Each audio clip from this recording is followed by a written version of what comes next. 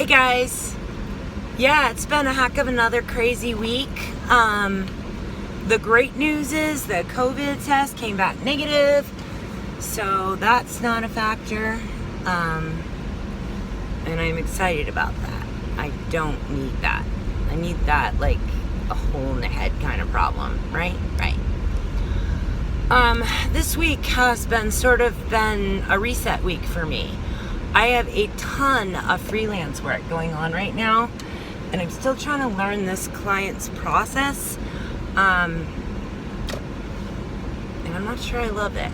It's very like technical writing, which is so different than what I do, obviously, with novels and fiction, and I'm sort of anxious to get back to my regular working life, but it is what it is, and I can't say no to extra money and stop completing errands. So that's been taking up a lot of my time.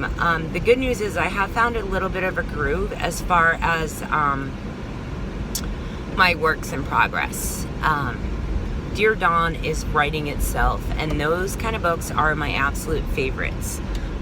Because it's an E.L. George, and because that's where my heart sort of is right now, I think that that's going to continue. My guess is that Dear Dawn should be done within the month, and this is what, May 20th? So maybe not May 20th. It's Thursday. That's good enough. I haven't done many crazy creations this week. I did do some bookmarks. What I did is I cut up old arcs and used contact paper as a laminate, and I had little bookmarker and doily things, so that was super cool, and I'm just going to slide them in with books. I'm planning on doing a big paperback sale when it's not so scary to be mailing things, and I don't want people to be worried about getting mail because Erin might have COVID or whatever, which obviously Erin doesn't, which is great news, but still I want to be cognizant of that and just wait a little bit longer. But once things start to feel a little normal, I will do a big mailing and a paperback sale, and the bookmarks will go in that just because it's a nice little touch. I sign them all and they all say like happy reading on them. At night, I have learned a new thing. I just actually did a live with 3 authors from Crazy Inc. and all over the place, and we talked about what we're doing kind of like with self-care, and it kind of reminded me I've actually been doing some great self-care things. I, on Hulu, found a Margaret Atwood documentary. I got into that one last night. I just absolutely adore her. And find her process and just her way of looking at the world. She's a kick. She says what she thinks and probably comes off a little crass and blunt, but like this kid met her at a museum, just bumped into her, and he's like, my teacher, kid, I say kid, he was probably like 35 or 40, but to me it's a kid. But either way, he's like, my teacher made me read The Handmaid's Tale in high school. And then he's like, had me read it.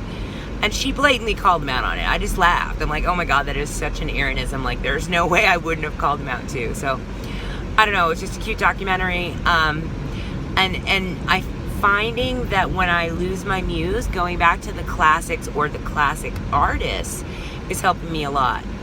I am going to finish. I started The Handmaid's Tale 3 or 4 days ago because I'm on this Atwood kick since the masterclass, and I plan on finishing it this week, and that's been just such a great reminder of why I love to write, and because my muse is really leaning toward E.L. George instead of Erin Lee, no regrets. I think this is all coming together well, and I'm looking forward to really making my focus that pen name and kind of seeing where that goes. Hey, goal is 100 E.L. George books, the same way I did it with Erin Lee. So I will see what I can do about getting USA Today letters for E.L. George and go from there. Anyway, I am at my first stop because, out of breakfast items. Wish me luck with this mask situation. I will talk to you guys soon. I hope you're all staying healthy and well. Just another week in Crazyville. A chair, a table, a lamp. Above on the white ceiling, a relief ornament in the shape of a wreath. And in the center of it, a blank space, plastered over like the place in the face where the eye has been taken out. There must have been a chandelier once. They've removed anything you could tie a rope to.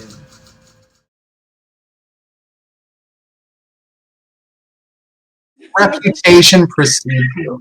So Thank you. I appreciate that so much.